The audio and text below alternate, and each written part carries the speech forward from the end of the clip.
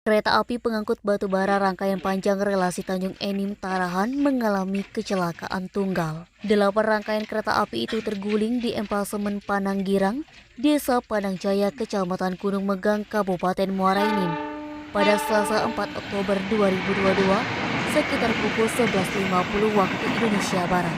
KA Baranjang lokomotif CC 2052102-2052134 di masinisi Denny Suradinata dan asisten masinis Fajar melaju dari Tanjung Enim menuju Tarahan dengan membawa 60 rangkaian gerbong.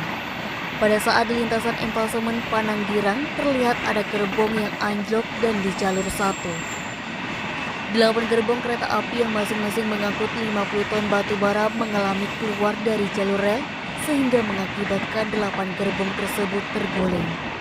Beruntung kejadian tersebut tidak mengganggu arus perlintasan kereta api, baik itu kereta api penumpang maupun kereta batu bara rangkaian panjang tidak terganggu.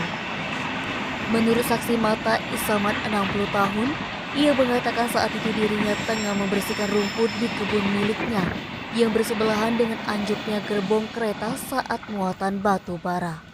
Sebelum kejadian, kata dia, tampak para pekerja tengah memperbaiki jalur 1 empasemen.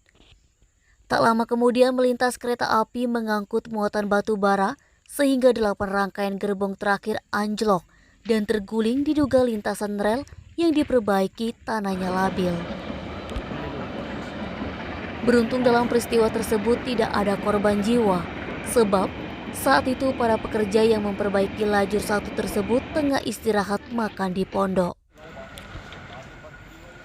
Pantauan Sumek.com, akibat peristiwa itu beberapa sarana mengalami kerusakan seperti gerbong dan lain sebagainya. Petugas PT KAI sedang melakukan evakuasi dan pembersihan di sekitar lokasi.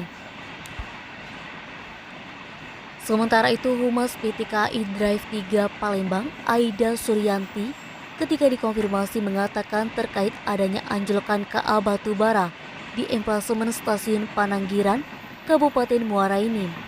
Saat ini pihaknya tengah fokus penanganan evakuasi dan melakukan upaya perbaikan sehingga ditargetkan dalam waktu dekat jalur dapat segera kembali normal. Ozi, Sumeko TV melaporkan.